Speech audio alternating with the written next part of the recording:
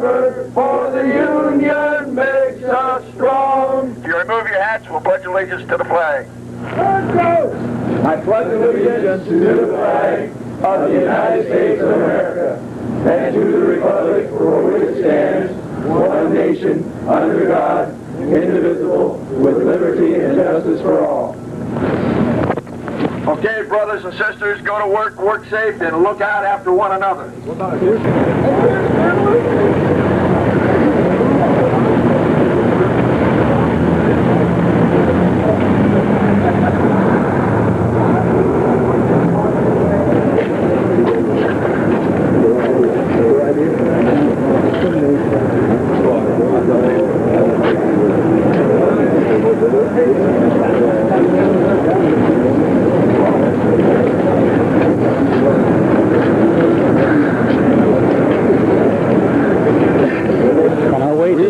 We will make the shippers and the owners of the ships afraid to come up that river and into this yard if we have to get what we want. And it's a shame because it's a shame because we don't want it that way. One sketch.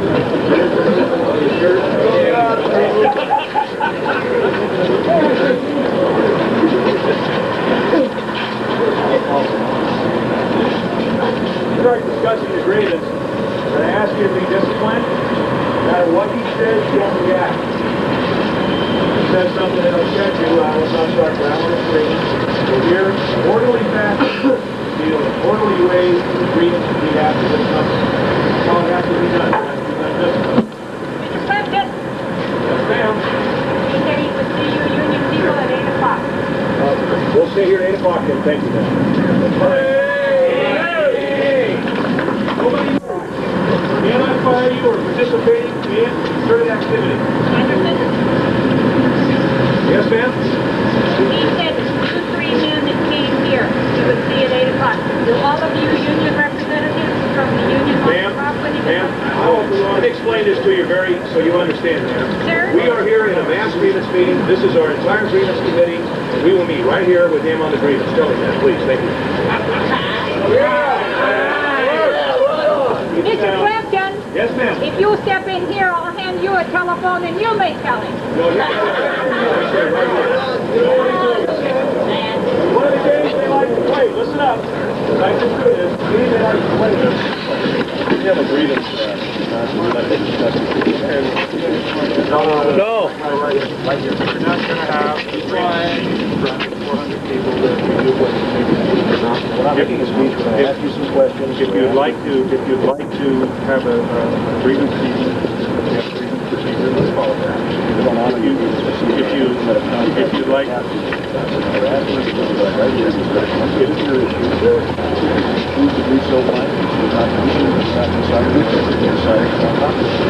Yeah. Yes, there is. We're all one unit. Yeah. These are the people who have the grievances, Mr. Jackson. Be back on this all. Orderly manner, they do so.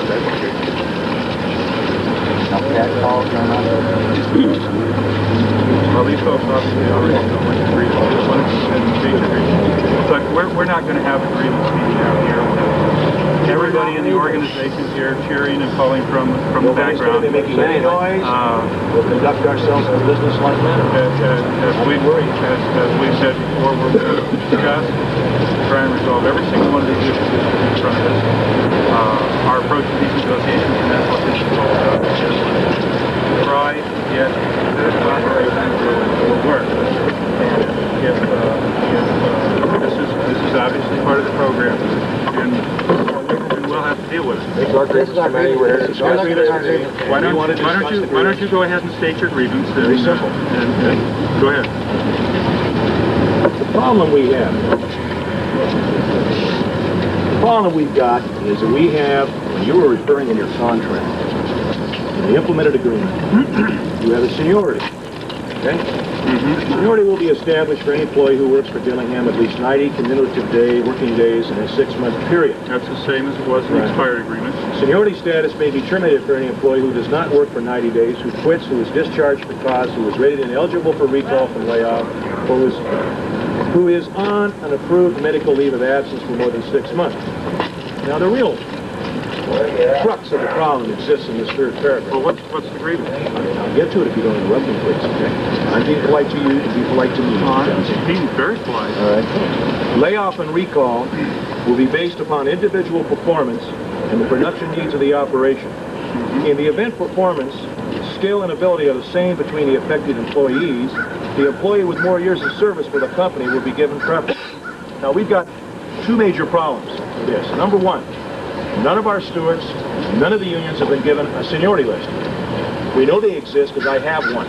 Well, that's not true. We've been supplying you with seniority lists on a very regular basis. Oh, yeah, we do not have the current seniority list of the stack ratings that you people did. I have one. We have that I sent got. you seniority lists as scheduled under the old contract that's been expired for what? Can you go in and get us the three current seniority months list right now? And we supplied you with Mr. seniority lists on a Johnson, regular how basis. difficult would it be for you to go in right now and give us the current seniority list?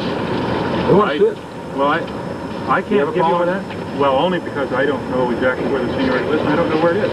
But we've been mailing you guys. When's the last time you received the seniority list? It's been about 5 months, Mr. Johnson. It's been about 5 months since you received the seniority list, since you started the process of negotiations. Now, I'm going to ask you once more, sir. Can you go in? That being the implemented parts of the contract that deal with stack rating and the grievance procedure. Okay? That's what we asked for this morning. And that's what we'd like to have so we can better ascertain what position you have in the company structure for layoffs, hiring, and recall, because we're all pretty confused.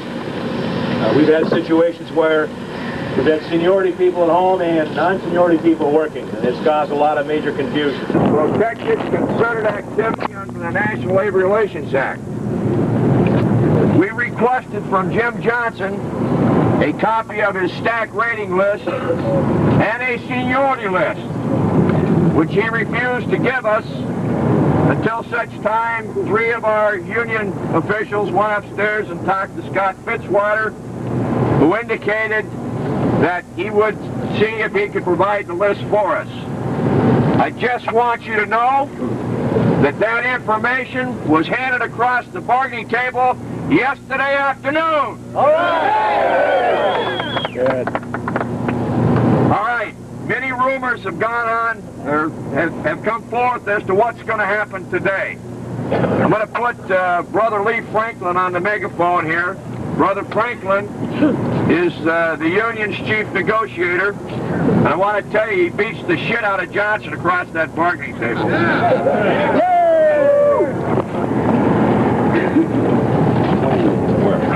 Well, they came to the table yesterday and informed me that everybody was on strike, so they, and I asked him, I said, well, if they were on strike, why did you call out on the radio and when they went to work? If they were on strike, you know, it doesn't seem funny to you they'd be going to work if they were on strike? He said, I know a strike when I see one. I said, no, they were engaged in concerted activity for their own mutual aid and protection. And I said, as soon as the company president told us that he would supply the information, that we were going to work, and it was you that stopped us, you know, not the workers. They weren't stopped. But I also informed them, and I want this done, is that we would be here this morning, we would do our normal routine, we would go to work, we would do it in orderly fashion, the same as we've always done, and if anybody kept them from going to work, it would be the company, not the union. We weren't on strike, never have been on strike. So that's what we're doing today, and one thing I do want of you people that had conversations yesterday with your supervisor as to why you were being sent home, we need you guys, for each one of your unions, to go to your business agent sometime or talk to them on the phone and give them a statement as to what that supervisor told you, the reason why they were sending you home. We've got 20 different stories as to why they were sending you home, and we want to know them all. And you guys are the only ones that can tell us that. So give us that information. Now, we don't know what's going to happen this morning, but we're going to go in there and do our normal thing, and I think Robin will bring you up to date. But you guys did a hell of a job yesterday. Like I said, I have this, and the strange thing about it, it's marked confidential, so I really don't know what my legal obligation is. But I want to tell you that right up here on the top right-hand corner, it says October 8th. So that mother yesterday had that thing in his hot hand ever since, at a minimum, October 8th, 1986. And it's dated right here on it. So he had that yesterday, and he could have gave us to us and solved a whole lot of damn problems. But he didn't. 7:30 in the morning, and we could have worked. Yeah, all we day. could have worked all day if he'd have gave us that yesterday. We also said yesterday that one must be good. They threw it out and changed it since then. Yeah. Okay, brothers, listen up a minute. If they turn you around this morning, if they decide that they're going to turn you around, I want you to come back out here. We're going to have a sign-up sheet. You put your name and your craft. We want to be able to keep track of your lost hours here. We don't want to trust their time office. We'll trust our own right here. So come back out and sign up. Now, if they do turn you around, when we go to the gate over there, the main office, pledge allegiance, we'll turn you loose to work, go back to your work area. If they decide to turn you around, I want you to ask each foreman, how come I'm being turned around? Let's get statements from these people. They shoot themselves in the foot every time they open their mouth. So let's give them the opportunity. Robert, if they ask you, are you prepared to unconditionally go to work? If they ask you if you're prepared to unconditionally to go to work, you just tell them the following: I'm here to go to work. Go a little further than that. Just tell them, hey, I never went home. You sent me home. I wasn't on strike, and I've always been here to go to work. And it's your idea that I'm not working, not ours. So don't ever make a statement to a supervisor that, or let him trap you into making a statement that you're here to make an unconditional offer, because you're not. You're here to go to work like you've always been, every day to go to work, like you were here yesterday to go to work. You've never been on strike. That's the main You thing. never were on strike. We never had a strike. And they know that there wouldn't have been people working on those boats yesterday if we'd had a strike. So don't, just do what you're doing. You're doing a good job of what you're doing. I don't know if they're fired.